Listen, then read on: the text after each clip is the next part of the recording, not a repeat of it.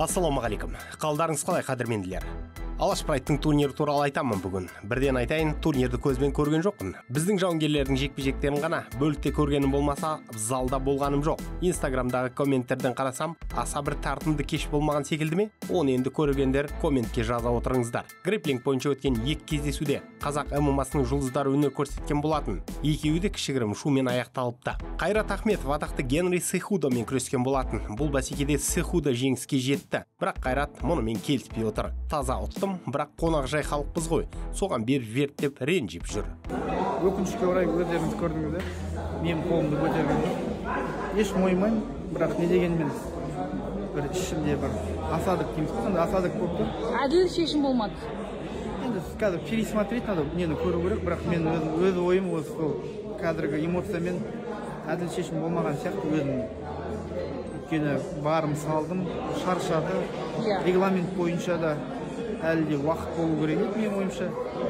Бірақ осылай судьялардың шешімі осылай болды. Сыйлап жіберді ма? Мүмкін ондайда не бар шығар, енді қатты қазақшылығымызды кішкене. Енді қатты айтып жүруге де ыңғайсызданып тұрмын. Енді бірақ қазақтығымыз қатты білдіріп қойды, біз қонақжайлы халықпыз ғой. Сондай бір мүмкін бір сондай бір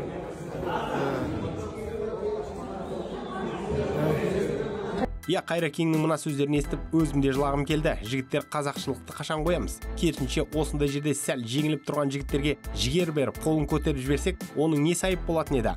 Барша әлем солай жасайды ғой. Түсінемін, бұл ешқандай реестрге кірмейтін белдесу. Дегенмен Сехудоны ұту қандай қазаққа болса да жарасатын нәрсе ғой. Шынымен, жеңіп тұрған жерінен жер қылуды түсінбедім. Қуат Хамитов та Ахметовтың жеңгенін жасырмай айтып берді. Жекпе-жектің алдында Қайратқа кіріп, осы тактиканы өзім айтқам. Қайрат 3 минут бойы осындай тактикамен күресесін. Бәрін, мен айтқаным бәрін істеді. Тейкдаун дейді ғой, жаңағы лақтыру бойынша Қайрат 2-3 тейкдаун алдыда болды, боковой контролі бар. Одан 3-4 рет айналдыру тәсілін жеңді. Мен ойымша мен басымда шот 14-те 4 болып, Қайрат негізі 10 сай ұпай санымен жоғары саты үлкен жоғары тұтып ұту керек болатын. Екінші грэпплинг бойынша өткен белдесуде аздаған кикілжіңмен аяқталды. Мұнда Арман Оспанов атақты Бараумен шыққан болатын. Негізгі уақытта жеңімпаз анықталмаған соң экстра раунд қосылыпты. Бірақ бразилиялық оған шығудан бас тартқан. Кейін Оспанов өзі бразилиялықты ортаға қайтарып, ММА бойынша төбелесуге келісім алған екен. Тең аяқталды бұл кеш.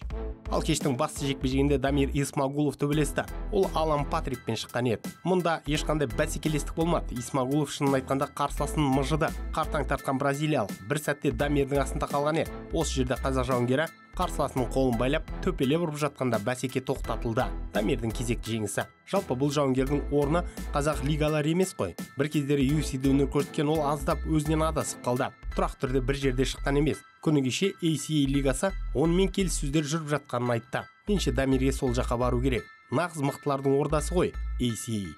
Көрсетсін шын мықтылармен төбелесте өз өнерін.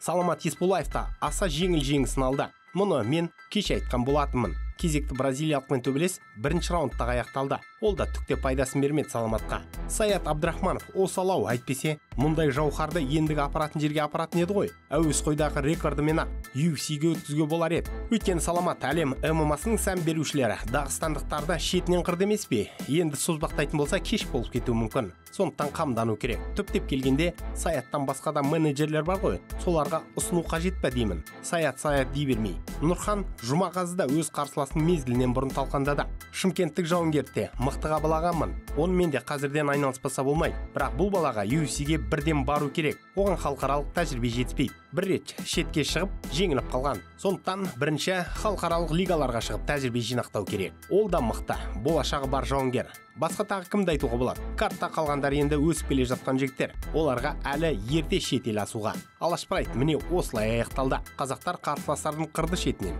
Бізге қажеті де осы емес пе еді? Бейнематериал ұнады ма? Онда лайк басыңыз, пікір қалдырыңыз. Бұл біз үшін маңызды. Арнаға жазылып қоңыраушаны басып қойсаңыздар, соңғы жаңалықтарды бірден біліп отырасыздар. Уақыт тауып тамашалағандарыңыз үшін рахмет. Қазақ батырларының жеңіс жорықтары молынан болсын.